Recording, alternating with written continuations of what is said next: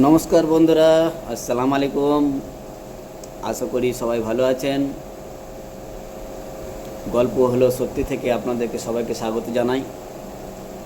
সবাই সুখে থাকবেন, ভালো থাকবেন। আজকে বিষয়টা হচ্ছে ট্রেন যাত্রা।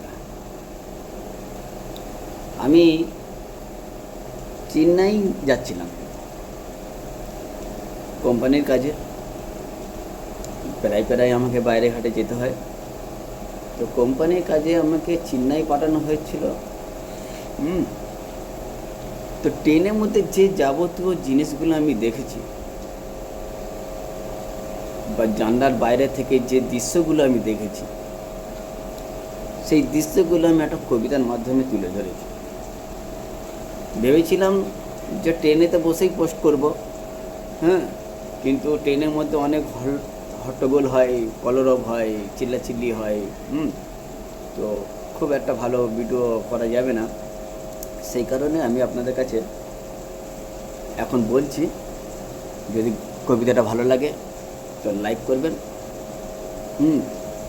আর যদি না ভালো লাগে তো কমেন্ট বক্সে লিখে দেবেন।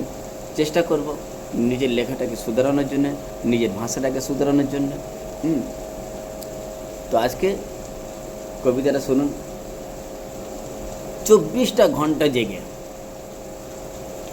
24টা ঘন্টা জেগে চোখে ঘুম এসেও আসে না, বারে বারে চেষ্টা করি কিন্তু ঝাঁকুনি মানে না। সর্বদা হইচই, সর্বদা কলরব, নানা কথা মিতে আছে প্রত্যেকে সব। নানা জাতি, নানা ভাষা। কেউ বলে গরম চাই, গরম গাজা। দেখেছি পাহাড়, দেখেছি পর্বত, দেখেছি নদী আর নালা। পাশে বসা একটি বউ বুনছিল উলের মালা। আমিও ভাবছি, মনে মনে গাইছি। হঠাৎ কে বলে, বলুন দাদা আপনার চাই কি? আছে লুচি, আছে ভাজি, আছে আলুর পুরি। 2 প্যাকেট পুরি নিয়ে রাতের খাবারটা সারি। মায়ের রাতের খাবারটা আগেই খেয়েছি। পাশে বসা লোকটিকে বলে একটু ঘুমাতে চেয়েছি। ভাবতে ভাবতে কখন যেন ঘুমিয়ে পড়লাম। ঘুমের ঘরে মনে হলো মায়ের হাতটি ধরলাম। বললাম, মা সকালে ডেকে দিও, অফিসে কাজ আছে। বললাম, মা সকালে ডেকে দিও, অফিসে কাজ আছে। কাজ আছে না কচু, বলে উঠিল গম্ভীর আওয়াজে। মশাই হাতটি ছাড়ুন, এটা কি সভ্যতার মাত্রা? ঘুমের ঘরে ভুলে গেলেন এটা বাড়ি নয়, ট্রেন যাত্রা। তো এই হচ্ছে আমার কবিতা।